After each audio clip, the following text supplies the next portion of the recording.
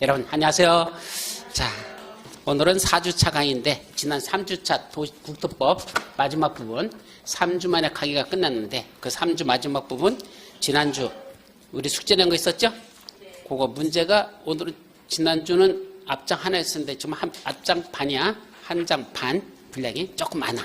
하여튼 내용을 한번 보도록 하자. 다음 중 괄호 안에 알맞은 문장 단어나 숫자를 기입하세요. 1번 용도 뭐뭐뭐서로 지정되는 지역 개뭐무로 해제되는 지역은 지구 단위 계획구로 지정할 수 있다. 머리자만 쓰래. 용도 정택 대산관 있었어요? 그 중에 괄호가 몇 개지? 2개. 용도 정택 대산관 중에 괄호가 2개 있어. 거기다 단어 써야 되고. 그 다음에 어디에서 해제되는 구역이 있었죠?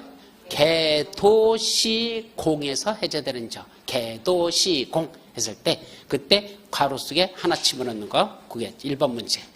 2번 머리자만 쓰라고 했어. 소개했는 내용까지는 다 쓰라고 했어. 일단 머리자만 해보자. 그래서 용도 정택 대산관 개도시공 해제 용도 정택 대산관 지정 그 다음에 개도시공 해제 그거는 지정할 수 있다. 뭐로다? 지구 단위 계획구역으로.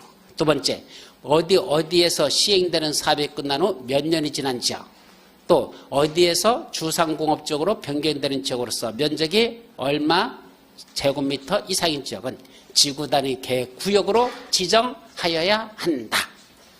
뭐 있었죠?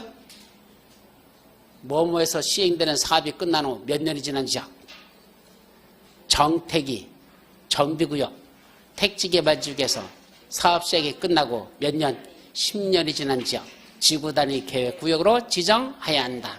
또 하나 녹지지역에서 주상공업적으로 변경되는 지역으로서 그 면적이 얼마?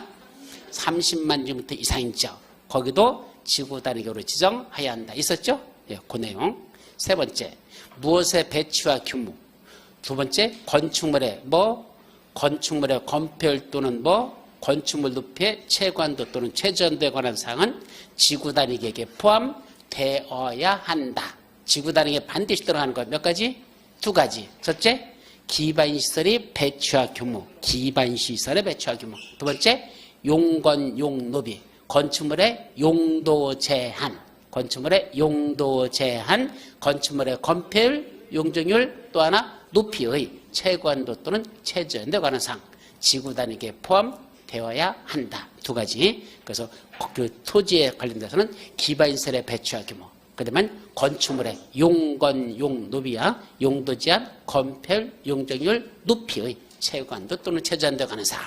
또 4번 한옥마을을 보존하라는 경우 차 없는 거리를 조성하고자 하는 경우 등의 사유가 있으면 지구 단위 계획으로 주차장 설치 기준을 몇 %까지 완화하여 적용할 수 있다? 100%, 100% 완화할 수 있었죠? 허가 대상 개발행위는 몇 가지가 있다? 6가지. 건축물의 건축, 공작물의 설치, 토지 형질 변경, 토석의 채취, 토지 분할, 물건을 쌓아놓는 행위 몇 가지? 6가지가 있다. 또 토지 형질 변경에는 몇 가지가 있다? 5가지. 절토, 성토, 정지, 포장, 공유수면 매립 있었죠? 또 토지의 형질 변경의 기준 면적은 원칙적으로 농림지역하고 공업지역하고 또 하나 관리지역은 얼마? 3만 제곱미터 미만이고 자연환경 보전지역, 보전녹지지역은 얼마? 5천 제곱미터 미만이다 라고 있었죠? 또 개발행위 허가를 하는 경우에는 그 개발행위에 따른 기반시설 설치나 그에 필요한 용지 확보, 방지, 경관, 조경 등을 조치를 할 것을 조건으로 개발행위 허가를 할 수 있다. 몇 가지 조건? 5가지. 기반시설 설치나 그에 필요한 용지 확보, 우회 방지, 환경오염 방지, 경관, 조경 5가지야. 다시 기반시설 설치나 그에 필요한 용지 확보, 우회 방지, 환경오염 방지, 경관, 조경할 것을 조건으로 뭐 할 수 있다? 허가할 수 있다. 그런데 이의 이행을 담보하기 위하여 무엇을 예측할 수 있다? 이행보증금을 예측할 수 있다. 개발행위 허가를 제한할 수 있는 지역은 우리 머리자만 따서 어떻게 그랬죠? 녹계 지역에서 환경이 오염되면 계획을 수립하여 지구 기반을 튼튼히 하자. 5가지 외우는 거. 녹계 지역에서 환경이 오염되면 계획을 수립하여 지구 기반을 튼튼히 하자라고 5개 그렇게 외우라고 했었죠. 그 다음에 개발의 허가 제한 기간은 원칙적으로 도시계획의 심의를 거쳐 한 차례만 몇 년? 3년 이내의 기간 동안이지만 예외적으로 제한 사유 중 몇 번부터 몇 번까지 해당하는 지역에 대해서는 3, 4, 5번, 3부터 5까지 해당하는 지역은 도시계획의 심의를 거친다, 거치지 않는다. 거치지 않고 한 차례만 몇 년? 2년의 기간 동안 연장할 수 있다. 행정청이 아닌 자가 개발행위 허가를 받은 경우 행정청이 아닌 자, 새로 설치한 공공시설은 그 시설을 관리할 누구한테 무상으로 기수되죠? 관리청에게 무상이 기수되고 개발행위로 용도가 폐지되는 공공시설은 새로 설치한 공공시설에 무엇에 상당하는 범위에서 설치 비용, 그게 어려울 거야. 설치 비용에 상당하는 범위에서 개발행위 허가를 받는 자에게 무상으로 양도할 수 있다. 무슨 지역 중 일정한 지역의 전부 또는 일부에 대해서 성장관리계획 구역을 지정할 수 있다. 성장관리계획 구역은 무슨 용도지역에만 지정할 수 있다? 녹관농자, 녹지지역, 관리지역, 농림지역, 자연개발지역에만 성장관리계획 구역을 지정할 수 있다. 맞죠? 또 성장관리구역 내 무슨 지역에서는 용도지역에서의 용적률 규정에도 불구하고 몇 퍼센트 이하의 범위에서 조례를 정하는 비율까지 용적률을 완화하여 적용할 수 있다. 자, 용적률 완화할 수 있는 용도지역 무슨 지역? 성장관리계획구역에서 성장관리계획으로 용적률을 완화할 수 있는 지역이 무슨 지역? 계획관리지역에서. 계획관리지역이죠? 최대 몇 프로까지? 용적률 100%가 아니라 125까지. 원래 용적률이 100%인 지역이죠? 근데 100%가 아니라 125%까지 완화해 적용할 수 있다. 그랬죠? 다음, 주거, 상업 또는 무슨 지역에서의 개발행위네요. 기반시설의 처리 공급 또는 수익력이 부족할 것으로 예상되는 지역 중 기반시설 설치가 뭐한 지역에다 뭘 지정할 수 있다? 뭐가 하나 빠졌다. 개발밀도 관리구역을 지정할 수 있다. 개발밀도 관리구역이라는 말이 빠져있다. 들어가야 돼. 다시 한번 무슨 지역에서 주거지역, 상업지역, 공업지역에만 뭘 지정할 수 있다? 개발밀도 관리구역을. 개발행위나요. 기반시설의 처리 공급 또는 수익이 부족할 거로 예상되는 지역 중 기반시설 설치가 뭐한 지역에다 지정할 수 있죠? 곤란한 지역. 기반시설 설치가 곤란하는 지역에 지정할 수 있다. 또 개발밀도 관리구역에서는 해당 용도지역의 정도는 무엇에 최대한데 몇 퍼센트 범위에서 강화 적용한다. 개발도에서는 용도지역의 정도는 건폐율 용적률 최대한도의 몇 퍼센트? 50% 범위에서 강화 적용한다. 그래서 개발밀도 관리구에서는 해당 용도지역의 정도는 용적률의 최대한도의 50% 범위에서 강화 적용한다.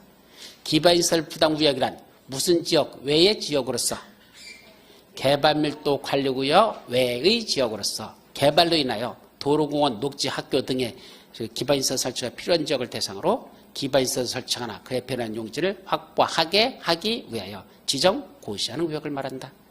해당 지역의 전년도 개발행위 건수가 전전년도 개발행위 허가 건수보다도 몇 퍼센트 이상 증가한 지역은 기반시설 부담구로 지정해야 한다. 몇 퍼센트?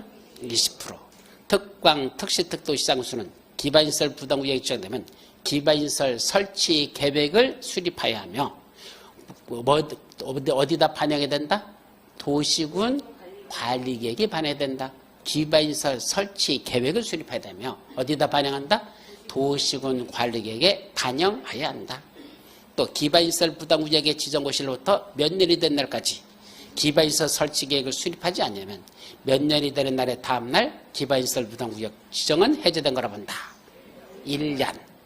마지막, 기반시설 부담구역에서 기반시설 설치 등의 부과 대상인 건축행위는 단독주택 및 숙박시설 등의 시설로서 몇 제곱미터를 초과하는 건축물에 무슨 행위를 한다? 200제곱미터 초과하는 건축물에 무슨 행위? 신축, 증축 행위를 한다. 신축하고 증축이야. 두 가지만 부과합니다. 다만 기존 건축물을 철거하고 신축하는 경우에는 기존 건축물의 건축, 무엇을 초과하는 건축 행위만 부과 대상한다. 건축, 연면적을 초과하는, 그 연면적을 초과하는 건축 행위만 부과 대상을 한다. 거기까지가 이따가 시험 볼 내용입니다. 그럼 왜 시험 문제를 다 불러줄까? 그래야 쉬는 시간에 한 자라도 더 보지. 그래서 조금씩 애워두세요. 조금 벅차고 힘든 줄 알아요. 네, 처음 오신 분은요, 정말인지 무슨 말인지 못 알아들어. 도대체 이게 뭐에, 왜 애우라는 줄도 몰라. 그래, 애우라니까 주들하고 들여다보는 거야. 근데 용어 자체가 어렵기 때문에 자꾸 그렇게 반복적으로 보다 보면 뭔다? 나중에 말귀를 알아들어. 제일 빨리 알아듣는 건 자꾸 용어를 자꾸 반복적으로 보는 거야. 그럼 숙제를 내면, 숙제 낸 건 뭐 할 수밖에 없어? 자꾸 봐야 되잖아. 보고 보다 보면 이제 익숙해지는 거야. 그 단어가. 그래야 나중에 말귀를 알아듣지. 그 단어가 익숙하지 못하면 절대로 말을 못 알아들었습니다. 아셨죠? 그래서 힘들더라도 자꾸 읽으라고 숙제를 내는 거니까 한번 반복적으로 하다 보면 이거 한 바퀴 돌리는 거 끝 아니잖아. 1, 2월달 끝나면 또 있죠? 3, 4월달 하죠? 5, 6월달 하죠? 7, 8월달 하죠? 9월, 10월 또 있잖아. 그러니까 계속 돌아가기 때문에 반복하다 보면 내게 되니까 너무 힘들지 말고 지금은 힘들어요. 그래도 가면서 조금 더 쉬워져. 왜? 일단 알아듣기 시작하니까. 그래서 제일 어려운 게 사실 1, 2월달일 거야. 특히 처음 오신 분들은 무슨 말인지도 못 알아들어. 근데 애우라니까 그냥 뭐 하는 거야? 뒤지라고 할 뿐이야. 그냥 따라오는 거야. 그렇게 하셔야 돼. 못 알아듣겠다고 안 하겠다 그래버리면 3, 4월달도 똑같이 못 따라가. 아셨죠? 그러니까 지금은 3, 4월보다는 100번 나요. 3, 4월 가면 지금 내는 분량에 배를 공부합니다. 훨씬 더 양이 많아져. 근데 지금 건 그대로 또 해. 또 하는 거야. 그러니까 지금 해두면 3, 4월 때로 공부할 양이 반으로 줄어들죠. 그러니까 할 수 있을 때 지금 쫓아오시라. 아셨죠? 그래서 힘들더라도 갑니다. 자, 이제 오늘은 무슨 법? 도시개발법. 기본서는 몇 페이지냐면 257페이지부터 보시면 돼요.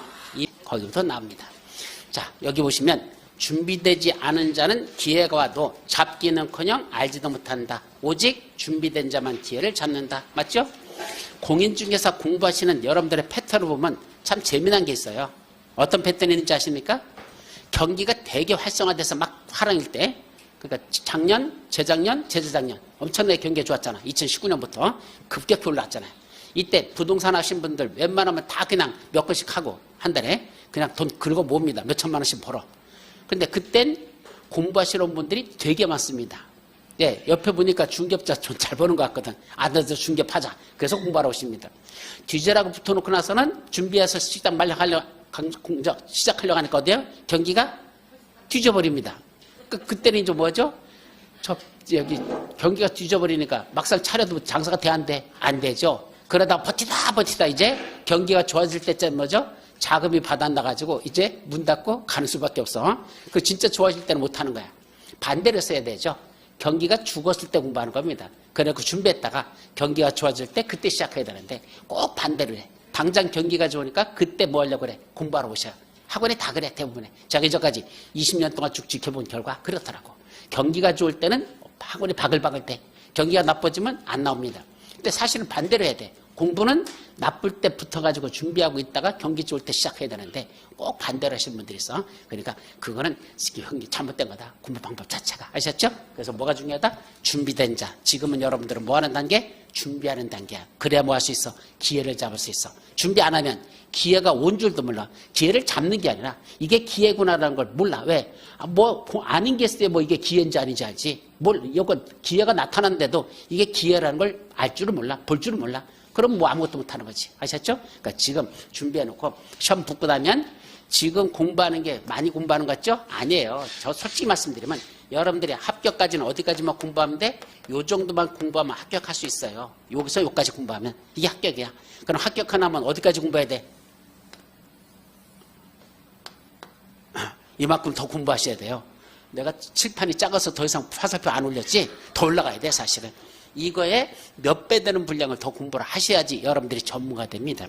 그래서 일단 시험 붙고 나면은 저기 학교생들 전번 모임 갔을 때도 그러더라고. 교수님, 합격했는데 뭘 보면 좋을까요? 그러더라고. 뭘 공부했으면 좋겠느냐? 그러길래 일단 교보문도 가라 그랬습니다. 교보문 가가지고 거기 보면 부동산 관련 코너가 있어요. 책들이 앞면과 뒷면에 책장 한 면이 그냥 다 부동산 관련 서적책이야.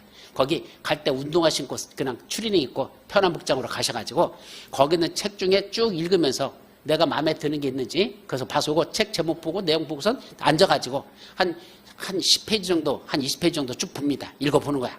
그러면 이게 나한테 지금 필요하겠다 아니겠다 판단이 돼요. 그럼 읽고선 마음에 들으면 그거 사는 거 마음에 들으면 꽂아놓는 거죠. 그럼 몇 시간 동안 한 5시간 동안 거기 교보문으로 쭈그려 앉아가지고 뭐 서서 보면 다리 아프잖아. 그러니까 쭈그려 앉으려면 추리 입고 가는 거야. 그래서 운동화 신고 와서 그 다음에 앉아서 보는 거야. 그래서 내 마음에 드는 거, 지금 내가 공부하는 게 뭐가 좋을까? 거기는 부동산 책들을 쭉 보면서 거기서 내 걸 고르는 거죠.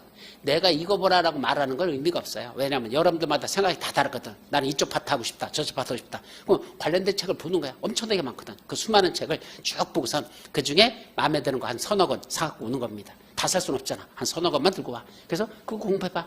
그리고 공부 다 됐어? 그러면 읽다 보면 또 다른 파트가 생각이 나. 그럼 그쪽 파트 가서 또 책 사다 보고. 그러면서 뭐 한다? 준비하는 자세가 1년 동안이 또 필요할 겁니다.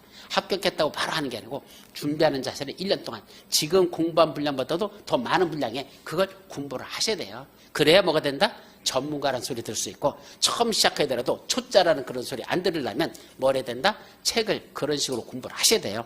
그러고선 막상 현실에 부딪혀봐. 그러면 다른 사람보다도 훨씬 더 전문가 소리 들을 수 있어. 야, 너는 그것도 아니야? 예, 남의 가르쳐준 전문가 걸 읽고서 내 거로 소화시키면 나도 뭐가 되는 거야? 전문가 되는 거야. 전문가 되는 거 어렵잖아요. 전문가 걸 내가 소독 내 거로 받아들이면 나도 전문가 되는 거잖아. 그래서 그 책들이 실무책이 중요한 거야. 저도 집에 가보면 실무책이 수십 권 있습니다. 관련된 그때그때 필요할 때마다 제가 사가지고 공부했던 것들. 그래서 옛날에 뉴타운에 관련된 책이 한 10권대. 그때 뉴타운 한참 뜰 때 그때 책 사는 것들. 지금은 별볼 없는 책이 됐지만 왜냐면 그때 트렌드가 있어. 그 경향, 그 경향에 맞춰서 그때 필요한 책들을 사면 돼. 그래서 공부하는 거야. 그런 식으로 하는 거지. 뭐 처음부터 전문가 되는 건 세상에 없습니다. 아셨죠?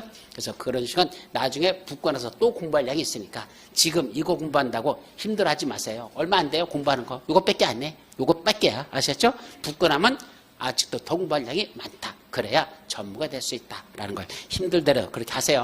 아셨죠? 자, 잔소리가 길어졌는데 이제 오늘 도시개발법 들어가 보자.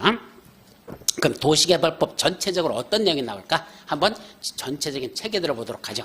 자, 어디를 볼까요? 옆에 서울특별시 강서구 마곡지구를 전제로 합니다. 자, 마곡지구 가볼까? 갔더니 옛날에 1980년대 사진이야. 요거는 지금 사진이 아니에요. 지금은 완전히 천지개벽을 해버렸죠. 근데 실제로 40년 전만 해도 이랬었어요. 논밭이 있고 이런 그냥 시골 동네에 지나지 않는 저 마곡지구를 뭐자? 저기다 신도시를 만들어보자. 그러면 제일 먼저 여기서 뭘 했을까? 요 마곡지구에다 신도시 만들기 위해서 제일 먼저 한 거 이미 배웠어. 국토의 개미 융합을 만들어서 무슨 사업을 시행하려면 도시개발 사업을 시행하기 위한 계획을 수립하는데 그 계획을 무슨 계획을 한다? 도시군 관리계획 있었습니까? 예, 제일 먼저 도시군 관리계획으로 뭐 하겠다고? 여기다 신도시를 만들겠다고 도시개발 사업을 하겠다고 무슨 계획이 수립됐었다? 도시군 관리계획이 수립됐었어요. 언제? 정확하게 1984년도입니다. 내가 찾아봤어. 언제 수립됐나 하고. 그랬더니 1984년도에 여기다 서울특별시 강서구 마곡지구에다 뭐 만들겠다고? 신도시 만들겠다고 무슨 계획이? 도시군 관리계획이 수립됐습니다. 그 당시는 도시군 관리계획으로 하지 않았어. 용어 달랐어요. 40년 전엔 다른 용어인데 어쨌든 도시개발 사업하겠다는 계획을 수립했었는데 그 계획이 무슨 계획? 도시군 관리계획. 우리 도시군 관리계획을 수립하는 건 몇 가지가 있었죠? 5가지. 용기도 정지. 용기도 도시개발 사업에 관한 게 있었죠? 그러니까 도시개발 사업에 관한 게 이거 있었잖아. 즉 도시개발 사업을 하고 싶으면 여기다 도시개발 사업을 하겠다고 무슨 계획부터? 도시군 관리계획부터 먼저 결정 고시하라 이 소리입니다. 그래서 여기 1984년대 계획이 수립됐던 겁니다. 그 다음에 사업이 바로 시행했을까? 아니요. 그래 놓고 그냥 시간이 흘렀어. 1990년대도 그냥 크게 진전된 것 없이 갑니다. 그러다가 이제 순서대로 뭐부터 한다? 제일 먼저 여기에 개발계획부터 수립합니다. 그러니까 도시군 관리계획 수립하는 것까지는 무슨 법에 의해서 한 거고? 국토의 계획 및 융합을 문제에서 한 거고. 그 다음에 그럼 도시개발 사업은 어떤 내용들이 있을까? 그 사업에 대한 이 절차들, 이 내용들, 이 내용은 국토법에서 다뤘다 안 다뤘다? 안 들었었어요. 우리 국토법에서 나온 사업은 무슨 사업밖에 없었어? 도시군 계획 시설 사업 있었죠? 그 도시군 계획 시설 사업, 도로 만들고 공원 조성하고 학교 짓는 것만 했었지. 즉 기반시설 설치와 관련된 것만 봤지. 도시개발 사업은 내용을 보지 않았었습니다. 그래서 왜 안 봤다? 내용이 너무 많다. 그래서 뭐 하자? 따로 법률을 정하자. 그래서 도시개발사업에 관한 구체적인 내용은 원래는 국토법에서 봤어야 되는데 내용이 너무 많아가지고 뭐였다? 따로 법률을 정했습니다. 그래서 따로 법률을 만든 게 무슨 법이다? 도시개발법이고 이제 도시개발법은 요거부터 출발하는 거야. 여기까지는 국토법, 여기서부터 도시개발법. 그래서 사실은 국토법에서 이것도 봤어야 될 내용인데 너무 많아서 따로 법률을 만들어가지고 도시개발법을 만들어가지고 거기서 도시개발 사업에 관한 내용은 이 법에서 따라보자 이렇게 된 겁니다. 아셨죠? 그래서 이제 보자. 그럼 이 법에 제일 먼저 나오는 게 뭐다? 바로 개발계획 수립부터 나온다는 얘기입니다. 여러분들 교재 보시면 몇 페이지냐면 그 다음 페이지 258페이지 257페이지 맨 밑에부터 개발계획하고 나오고 그 다음 페이지부터 258페이지부터 이제 내용이 나오죠. 그래서 제일 먼저 뭐부터 한다? 개발계획을 수립하자 이렇게 돼 있죠. 원래 개발계획은 약자예요. 원래 명칭 뭐죠? 도시개발사업의 계획 이렇게 돼 있어요. 원래는 도시개발사업의 계획 이렇게 놓고 줄여서 뭐라 부른다? 개발계획을 하자. 도시개발 사업의 계획 이렇게 해놓고 이하 개발 계획을 한다 이렇게 돼 있어. 그래서 제일 먼저 개발 계획을 수립한다. 그럼 개발 계획이 뭘까? 한마디로 말하면 이거야. 미래종합청사진이야. 우리 마곡지구를 신도시를 만들겠다. 요렇게 만들었으면 좋겠다 이 말이야. 실제로 저렇게 만들겠다가 아니라 저렇게 만들었으면 좋겠다는 희망사항을 계획으로 수립한 거 무슨 게? 그게 개발 계획입니다.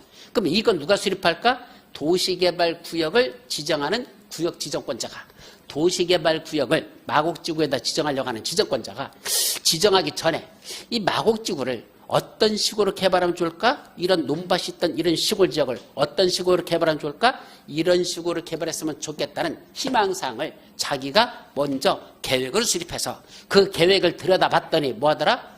보시기에 좋았더라. 아, 마음에 들어. 괜찮아. 그래? 이렇게 한번 쓰면 괜찮겠는데? 그러자. 여기를 구역으로 지정하자. 그래서 개발계획을 먼저 수립해보고 마음에 들으면 그에 따라 도시개발구역을 지정하는 것. 이게 원칙입니다. 근데 예외가 있어. 어떤 경우가 있을까? 아니래. 개발계획을 먼저 수립하지 않겠대. 뭐부터 한다? 일단 도시개발구역부터 먼저 지정합니다. 그럼 지정해놓고 나중에 개발계획을 그 나중에 수립하겠대. 왜 그럴까? 굳이 구역을 먼저 지정하고 개발계획을 나중에 수립하는 이유는 개발계획을 수립하고 있다는 소문이 들리면 여기에 그 소문이 퍼질까 안 퍼질까? 개발계획을 수립하는 동안에 그게 완전한 비밀로서 꽉 감춰져 있을까? 아무래도 새어나갈까? 새어나가죠. 관련돼 가지고 이 관련된 사람도 있을 거야. 계획 수립하는 사람들. 지정권자라지만 국장이 혼자 하거나 시도사가 하는 거 아니잖아. 그 밑에는 관련 공무원들이 하잖아. 그 공무원들이 그걸 수립하면서 입 다물고 가만히 살을까? 제 아는 사람한테 슬슬 정보를 흘려줄까? 흘려주면 나와요. 그러면 무슨 소문이 돈다? 야, 마곡지구에 신도시 만들기 위한 개발계획이 지금 수립 중에 있대라는 소문이 나면 이 안에 있는 땅 주인이나 또는 밖에 있는 사람들이 그 소리를 듣고 그런가? 하고 가만히 있을까? 지랄 발광등을 할까? 예, 지랄 발광등을 합니다. 어떤 지랄 발광이 이루어지죠? 가만히 있지 않죠. 첫째, 여기 있는 토지주들 입장에서 보시죠. 이분들 가만히 있어서 그냥 수용 방식으로 한대. 그럼 뭐 주죠? 보상비 준대. 그럼 보상비 준다는데 가만히 있다가 그냥 보상비 받는 게 잘하는 겁니까? 어떻게 하든지 돈을 많이 받으려고 노력하는 게 중요한 겁니까? 보상비 많이 받으려면 노력해야 되죠. 그럼 황무지로 그냥 둬야 됩니까? 거기다가 가시오와폐를 하다 보다 심어놓고 특용작물 재배하고 있다고라도 해야 됩니까? 예, 나무 기르고 있다고 해야 돼. 그냥 황무지는요 평당 10,000원도 안 가. 근데 가시오와폐 나무 기르고 있어. 재배해서 평당 50,000원 평가받잖아. 왜? 그만큼 효용가치가 높아진 거니까. 그러니까 사람들은 가만히 있지 않고 여기서 무슨 행위를 한다? 개발행위를 합니다. 왜? 나중에 보상비 많이 받으려고 값어치를 높이는 짓을 한다는다? 합니다. 그거 탓할 수 없습니다. 모든 인간이 다 그렇게 하는 거지. 못하는 사람이 뭐죠? 빙신이죠. 못하는 게 빙신이지. 대부분이 그렇게 하려고 노력합니다. 어떻게 하든지 돈 많이 받으려고. 환지 방식을 한다고 종전의 토지가액의 값어치가 높아야 새로 받는 환지가액도 좋은 걸 받을 수 있거든. 그러니까 어떻게 하든지 종전의 토지 가치를 높이려는 짓을 행동을 한다는 얘기입니다. 그렇기 때문에 그 막아야 돼 안 막아야 돼? 막아야죠. 그럼 어떻게 막을 수 있죠? 도시개발구역을 지정하는 단계에 들어가면 일단은 이 안에서는 개발행위 한다 못하게. 그럼 하려면 뭐하라? 허가받으래. 그럼 웬만한 거 허가 내줄까 안 내줄까? 안 내줍니다. 허가 지시 들어와? 안 돼요. 지금 도시개발구역 지금 지정 중에 있어요. 그러니까 당신 지금 개발할 수 없어. 지금은 나중에 다 까먹을 건데 당신 거 못해 허가 안 내줍니다. 그러니까 개발 함부로 하지 못하게, 즉 투기 세력들이 들어오는 걸 막으려고 일단 구역을 먼저 지정해 놓고 나중에 개발 계획을 수립하는 경우도 있다는 얘기입니다. 그래서 구역 먼저 지정하는 경우도 있더라. 이제 도시개발구역이 지정됐으면 이제 그 안에서 뭐죠? 도시개발 사업을 시행하자. 그래서 도시개발법은 크게 보면 두 가지예요. 첫째, 도시개발구역 지정. 두 번째, 도시개발 사업 시행. 이 두 가지예요. 사실 크게 보면. 그러면 도시개발 사업을 시행하자. 그러면 제일 먼저 뭐부터 나올까? 누가 사업을 시행하지? 항상 주체. 누가 나온다? 사업 시행자.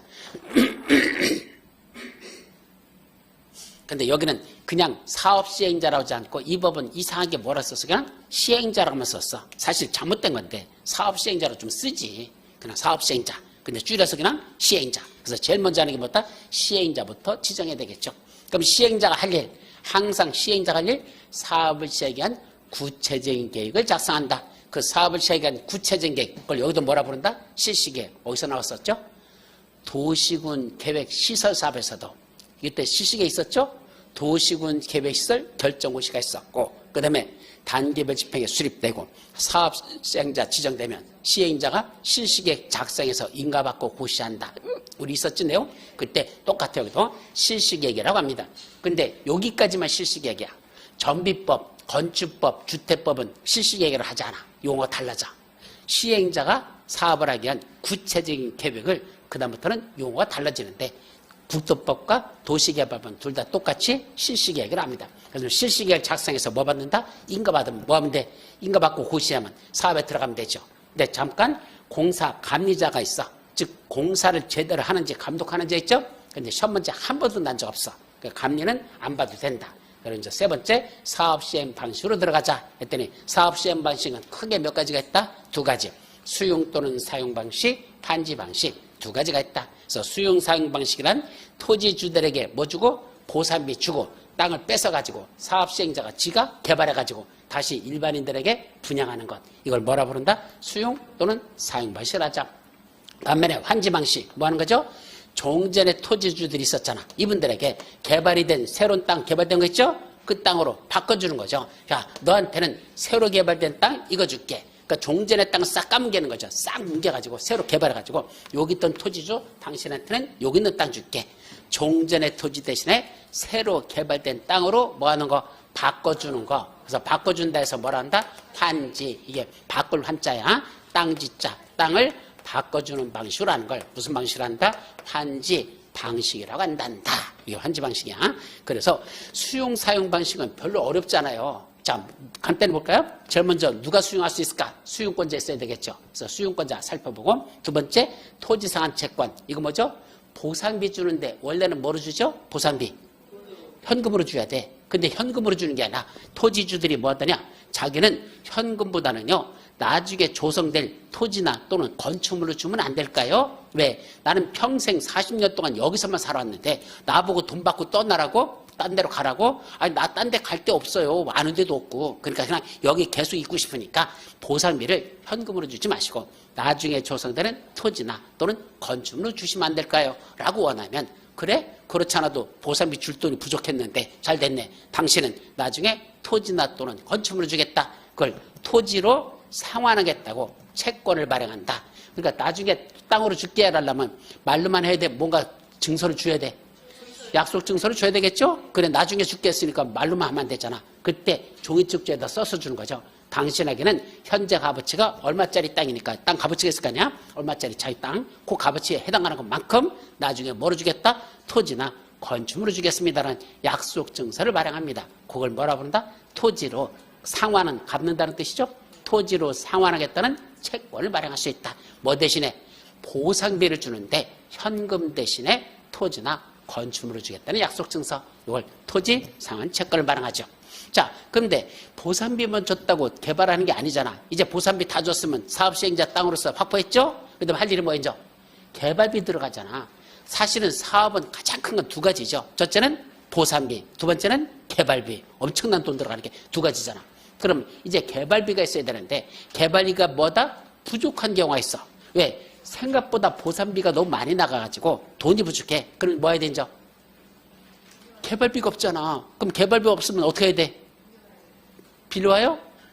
빌려와? 아니야. 먼저 받아. 땡겨받아. 땡겨받는 게 뭐야? 선분양. 우리 분양할 때 다 조성 끝나고 아파트 다 짓고 분양하는 거 후분양이죠. 그러면 먼저 아직 짓지도 않았는데, 그죠? 그냥 사업계획 승인받고 나서 바로 분양 들어가. 그럼 무슨 분양? 선분양 있잖아요. 그 선분양은 지금 지은 거야, 안 지은 거야? 짓지도 않았는데 계약금 내고 중도금 내라잖아. 그죠? 다 짓고 나서 뭐 내려, 이제 잔금 내라고 그러잖아요. 그러니까 그걸 무슨 분양한다? 선분양. 그럼 선분양하면 미리 돈을 받는 거죠? 이때 미리 받는다. 그게 뭐죠? 선수금. 이때 선자가 미리 선자야. 선생님한테 선, 수, 받을 수자, 금, 돈금자. 그래서 미리 받는 돈, 선수금 받을 수 있다. 한마디로 무슨 분양? 선분양입니다. 그럼 선분양이 좋은 거야? 후분양이 좋은 거야? 이건 상식적으로 부동산에 대한 기본 상식. 선분양이 좋은 겁니까? 후분양이 좋은 겁니까? 아, 선분양이 좋아? 아, 후분양이 좋아? 달라요. 그렇게 단순 같으면 내가 질문도 안 했어. 시대에 따라 다르죠. 가장 좋은 건 뭐죠? 지금부터 집값이 계속 오를 거야. 적어도 한 3, 4년까지는 계속 오를 것 같아. 그때 무슨 분양이 나? 선분양이 난 겁니다.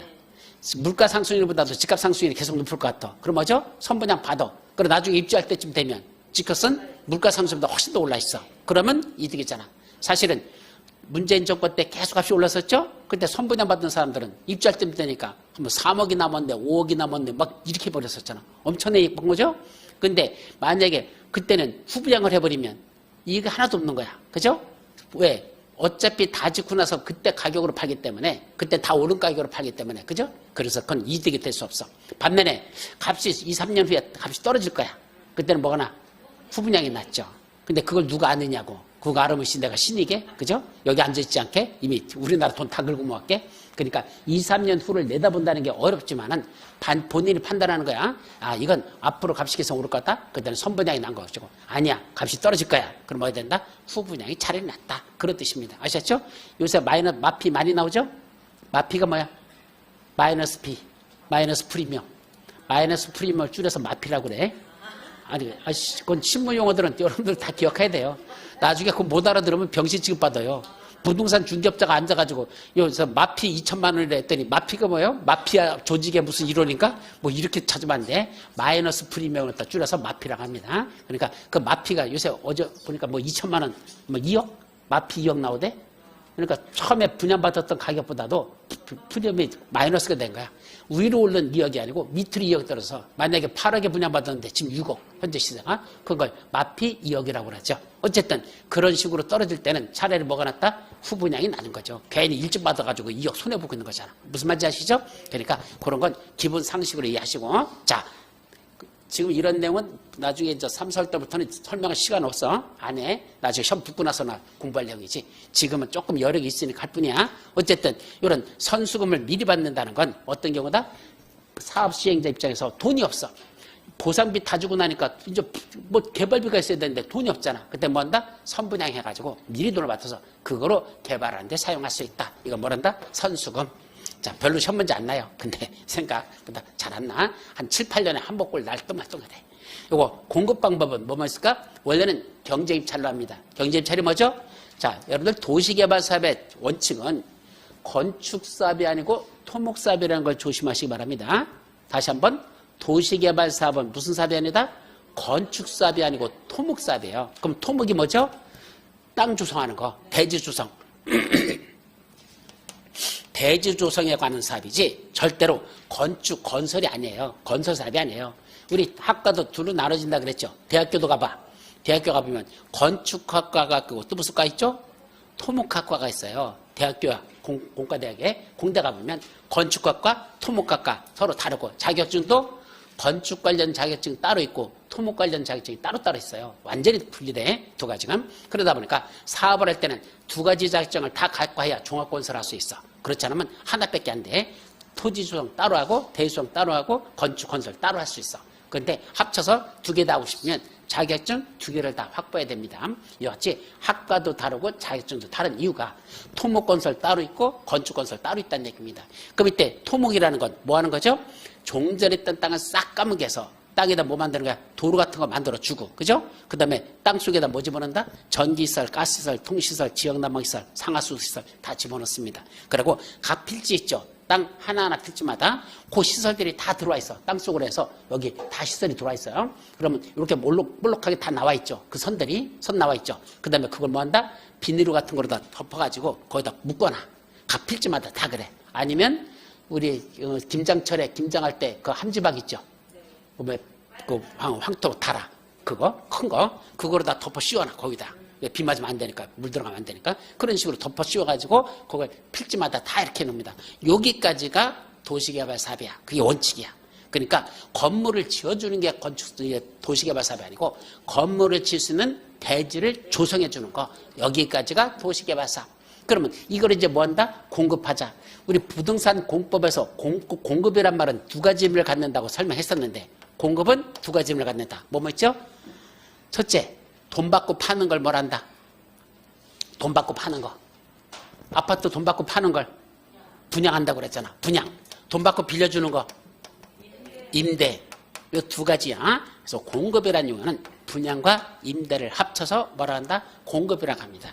우리가 수요와 공급이라고 생각하면 안 돼. 학계로 시험에 배우는 수요와 공급 있죠? 4년은 의사표시, 그것도 8년은 의사표시, 이런 수요 공급의 개념이 아니고 여기서 말하는 공급이란 보통 돈 받고 파는 거 분양, 돈 받고 빌려주는 거 임대, 합쳐서 뭐라 부른다? 공급이라자. 그럼 이때 공급하는 방법은 조성된 대지 있잖아. 만들어진 대지. 이걸 어떻게 공급할 것이냐, 어떻게 분양할 것이냐, 어떻게 임대할 것이냐 이거죠. 그래서 임대는 별로 중요하지 않으니까 뭐 중심으로 온다? 분양 위주로 우리가 보면 생각할 때. 그래서 이날 공급 방법 하면 이제 분양 방법이라고 생각하면 됩니다. 자, 그럼 공급하는 것, 방법은 원래 대지 조성하는 게 도시개발 사업이라 그랬죠.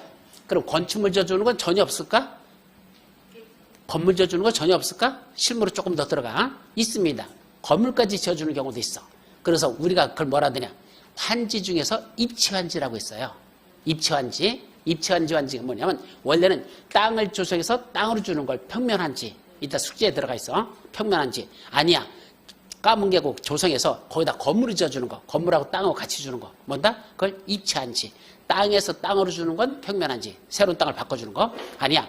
종전 있던 토지 건축물 대신에 새로 조성된 대지 건축물. 주로 아파트 같은 거 또는 구분상가 같은 거. 이런 거로 주는 걸 뭐란다? 입체환지. 그러니까 입체환지는 뭐까지 주는 거야? 건축물까지 지어주는 경우는 있어. 그래, 그건 뭐다? 예외고 원칙은 대지만 조성해 주는 겁니다. 그럼 대지를 뭐한 자들이 분양받은 자들이 거기다 뭐한다? 건물은 지들이 짓는 거야. 그래서 원래는 건물 짓는 거가 해주는 게 아니라 건물은 자기들이 건축업자 이제 구해가지고 그분한테 설계도면 그려서 이렇게 짓겠다 합니다. 근데 그 짓는 것도 중요한 건 아무거나 짓을 수 있는 게 아니야. 그 대지마다 다 정해져 있어. 여기에는 이러이러한 업종이 들어갈 수 있다. 요 대지에는 이러이러한 업종이 들어간다. 요 대지에는 이런 업종이 들어간다. 저기는 주택만 짓는다. 저기는 우리가 말하는 흔히 연립이나 다세대 짓을 수 있다. 이런 식으로 이미 다 정해져 있어. 대지마다 내가 짓고 싶은 거 짓는 게 아니야. 상가도 아무거나 짓는 게 아니고 이미 업종이 다 정해져 있습니다. 왜냐하면 도시개발을 하려면 같은 업종이 여러 개 들어오는 건 좋은 거다, 나쁜 거다? 나쁜 거로 봅니다. 왜? 다양한 업종이 들어와야지 도시 기능을 제대로 수행하지. 여기는 뭐만 잘 된대? 여기는 나이트클럽이 참 잘 된대. 그럼 나이트클럽이 잘 된다고 전부 다 나이트클럽에다가 그 다음에 모텔에다가 나이트클럽에 모텔만 왕창 줘놓으면 이게 도시입니까? 애들 아플 때 소아과라도 갈렸더니 그런 거 없대. 왜? 여기 그런 시설 없대. 말 되는 소리 안 되는 소리 안 되잖아. 그러니까 건물마다 여기는 어떤 업종도 업종이 다 정해집니다. 그걸 일단은 지어야 됩니다. 그래 놓고 만약에 장사가 도저히 안 되거나 이게 임대나 분양이 안 돼. 그럼 뭐 할 수밖에 없다? 업종 전환. 우리가 하나 업종 전환을 뭐라 하죠? 업종 변경. 그걸 용도 변경. 법률 용어는 용도 변경이라고 그래. 업종 전환이 이제 용도 변경이죠. 이런 업종 갖고는 안 되니까 여기서 다른 업종을 바꿀 수 있는 게 있는지 그거 허가받는지 아니 신고하는 거지 그냥 하는 거지 따져서 그걸 업종 변경으로 들어갈 수밖에 없어. 그런 식으로 해서 변화를 주는 겁니다. 그래서 처음에는 이미 정해져 있어. 여기는 어떤 업종이 들어와야 된다. 그러니까 그렇게 줘야 됩니다. 근데 처음부터 지을까? 안 짓는데 되게 많아요. 몇 개 건물을 들어차. 근데 아직 안 차. 왜 안 들어오죠? 상권의 형성이 아직 되려면 멀었다고 생각할 때 있어. 왜요? 아파트들이 들어와야 되는데 아직 아파트가 들어오려고 지금 분양 중에 있지. 아직 완성이 안 됐어. 그 완성이 안 되면 어떻게 되죠? 사람들이 주변에 없잖아. 여기다 식당 차려봤자 손님 올까? 아니요. 파리새끼 먹고이지. 하루 종일 손님 한 명, 두 명 받을 수도 없어. 그러면 건물 줘봤자 분양될까 안 될까? 안 되죠. 사람들이 누가 옵니까? 임대도 안 되죠. 왜? 장사한다는 걸 뻔히 아는데 여기는 그냥 아직 아무것도 건물 들어온 게 없는데. 그래서 2년, 3년 기다렸다가 상권이 형성되면 그때 건물 짓는 사람들도 있죠. 그래서 도시개발 사업하는 데 가보면 건물이 다 들어찬 게 아니야. 일부 산 같은 데 보면 벼 있는 땅들이 많아요.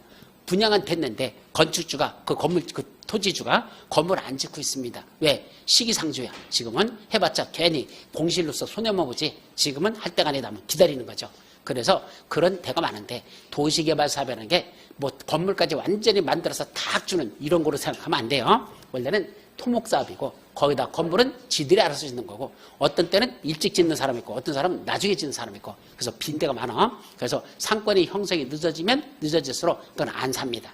그래서 보통은 상권이 늦어질 때 같은 데면 토지를 분양받지 않는 사람들도 있어. 뭐 하는지 알아요? 기다립니다. 그리고 건물 같은 것도 저 들어가고 싶어도 아직 건물 안 삽니다. 보통 몇 년 버티려야 되냐? 3년 정도 기다리라고 하는 경우가 있어. 그럼 3년 정도 기다리고 가면 어떻게 될까? 이제 지금 나오신 마피가 나와. 마이너스 피가 나와요. 그래서 분양받은 것보다도 더 싼 가격으로 이제 나온 사람이 왜? 3년 동안 버티다 이제 더 이상 못 버텨. 일반적으로 자금이 없는 사람들이 버틸 수 있는 것은 2년 내지 3년으로 봅니다. 2년, 짧으면 2년, 길으면 3년. 그러면 더 이상 못 버틴다고 생각해. 왜? 자금은 없고, 뭐 수입은 나는 건 없고, 그럼 뭐 할 수밖에 없어. 이 돈 저 돈 끌어들이다가 이제 막판 불려서 이제는 드디어 끝났다 하고 해서 이제 던지고 나올 때, 그때가 2년 내지 3년 걸린다는 얘기죠. 그러면 아직은 분양받지 않고 기다렸다가 2, 3년 후에 마피 나오는 것들, 마이너스 피죠? 그것들, 그때 주워서서 그거 사가지고 그때부터 시작하는 사람도 있어. 사실은 그때부터 상권이 활성화되는 게 많거든. 그래서 보통은 상가가 처음에 조성되는 데는 3년 동안은 상가 조성되기가 힘들다고 보시면 돼. 그래서 3년 후부터 상가가 조성되는 게 일반적이다. 그래서 돈이 없는 사람은 얘는 일찌감치 사가지고선 버티다가 그냥 나중에 한 2, 3년 버티다 막상 시작할 때 준다면 바닥 나가지고 망하고 나가는 것보다는 조금 늦게 사는 게 더 덕이 되는 경우도 있더라. 하여튼 상권 분석하다 보면 그런 내용들도 실무에서 있어요. 그래서 이건 진짜 상권 분석이 완한 내용이고 어쨌든 이렇게 해가지고 뭐가 있단다?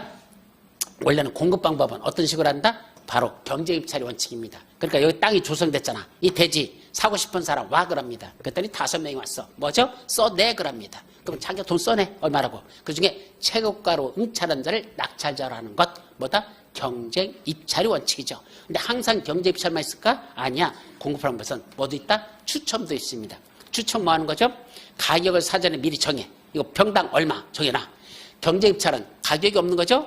최저입찰가만 있어. 경제입찰에서는 최저입찰가. 얼마 미만으로 쓰지 말래. 얼마 이상으로만 한대. 근데 아무도 거기에 응찰을 하지 않았어. 그럼 어떻게 되죠? 유찰. 그럼 두 번째로 넘어가죠? 그다음 어떻게 돼? 가격이 10 내지 20% 다운되죠? 그래서 다시 최저입찰가가 또 낮아지죠. 그 또 들어가. 그래도 없어. 사람이 없어. 뭐죠? 또 세 번째. 그럼 또 낮아지죠. 그래서 어쨌든 최저입찰가를 정해놓고 1회 유찰, 2회 유찰, 3회 유찰 이런 식으로 떨어지면 가격은 자꾸 떨어지는 거야. 아니면 괜찮다 하시면 1회에서 그 상한가 이상, 최저입찰가 이상 써놓은 사람 중에서 당첨되면 그 사람이 이제 되는 거고 어쨌든 원래는 경제입찰인데 뭐도 있다? 추첨. 추첨은 사전에 가격을 얼마라고 정해주고 주는 건데 문제는 거기에는 딱 정해져 있어. 이러한 목적, 이러한 목적, 이런 목적으로만 이 토지를 이용해야 되지 아무거나 함부로 줘서는 안 된다. 이런 것만 해야 된다는 걸 전제를 해놓고 그거 할 사람만 일리 오란 얘기입니다. 그럼 내가 할게요 하고 왔잖아. 추첨해서 당첨됐죠? 그럼 반드시 그 사전에 미리 정해진 목적 그거로만 써야 되지 아무거나 함부로 줘서는 안 되는 그런 조건하에 추첨해 준다. 아셨죠? 추천도 있어.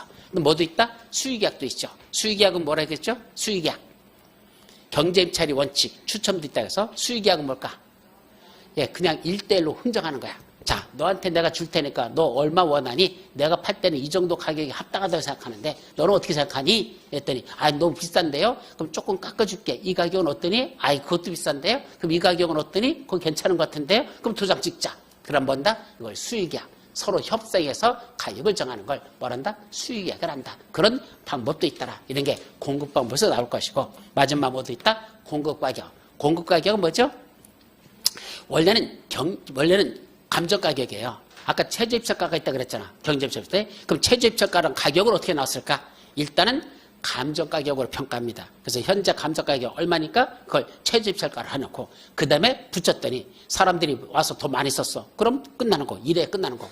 아니야. 아무도 응찰한 사람이 없어. 그럼 어떻게 된다? 한번 떨어지고 이렇게 되죠? 그런 식으로 가기 때문에 일단은 경쟁입찰로 감정가격을 하는 게 원칙이죠. 근데 예를 들면 공공성격이 강한 거, 학교라든지 폐기물 처리소라든지 또는 공공청사라든지 이런 것들은 굳이 감정가격을 할까 더 싸게 해야 될까? 싸게 하자는 얘기입니다. 비싸게 받지 말고 싸게 받을 것들이 있어. 그것들은 뭔다? 근데 줄 때는 그럼 싸게 주자 하고 일단 그때는 감정가격 이하로 주는 그런 시설들도 있더라. 몇 가지는 감정가격을 이하로 공급할 수 있다. 이런 것들이 수용 방식에 관련된 내용들. 이제 마지막 무슨 방식? 환지 방식. 그럼 환지 방식이 뭐라 했죠? 종전의 땅 대신에 새로운 땅으로 바꿔준다 그랬죠. 그럼 뭐부터 해야 돼?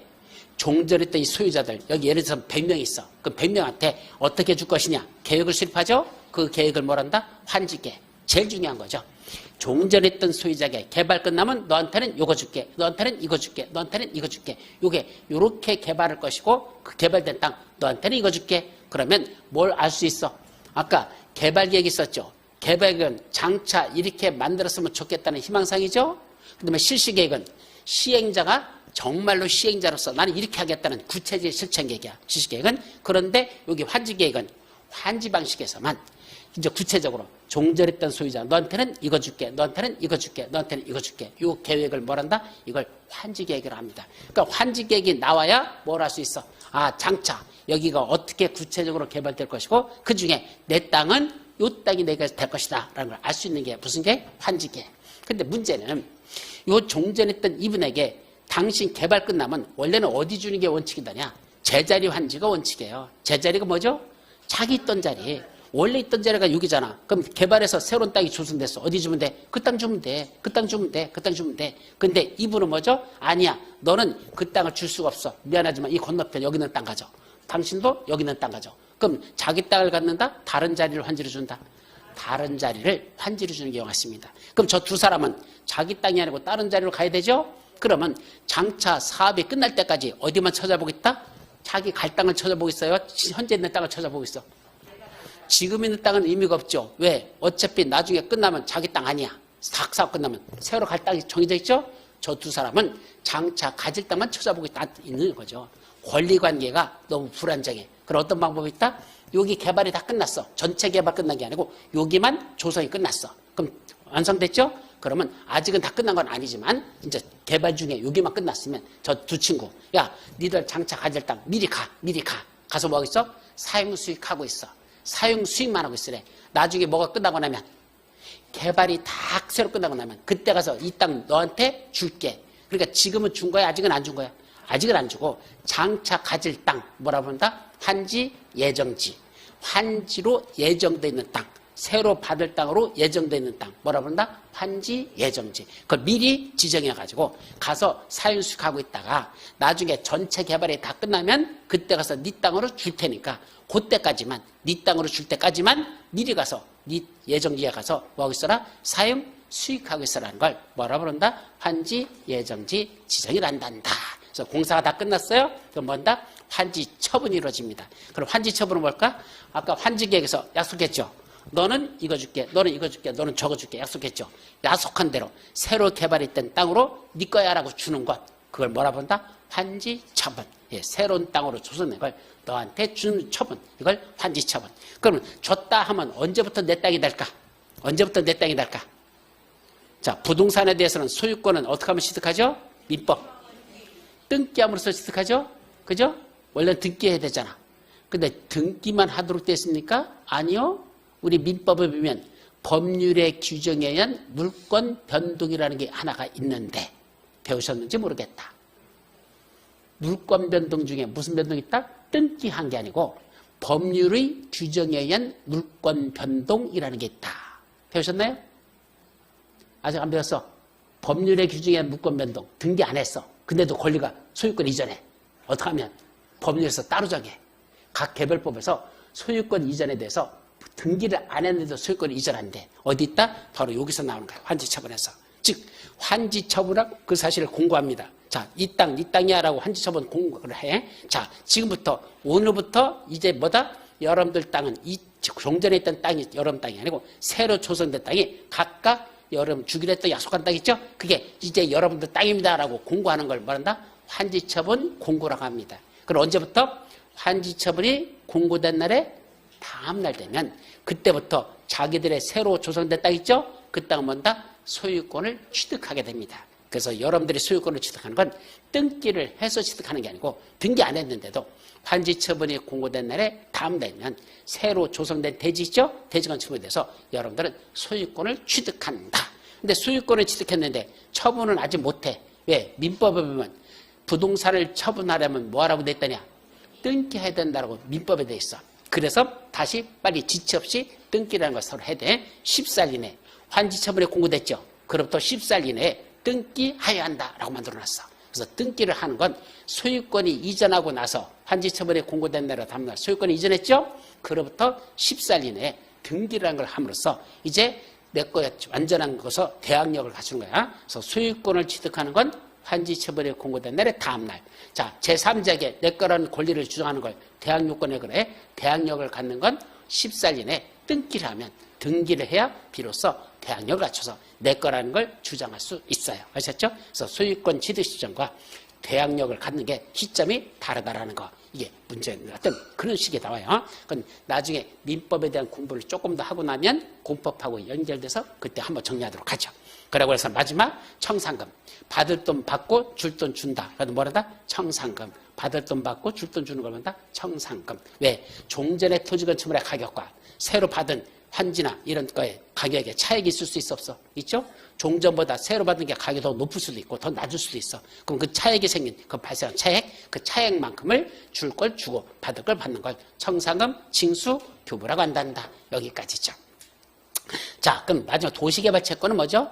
도시개발 사업하는데 아까 돈 들어간다 안 들어간다? 막대한 돈 들어가잖아. 초기부터 돈 들어간다 안 들어간다? 들어가죠. 근데 초기에 자금이 있어야 뭘 하든지 하지. 그래서 뭘 발행한다? 도시개발 채권이라는 걸 발행해서 그 자금으로 미리 사업비를 썼다가 나중에 뭐 하면 된다?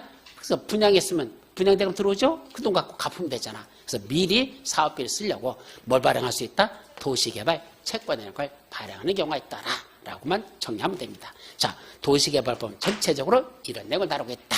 세부적인 건 다음 시간부터 살펴봅니다. 질문?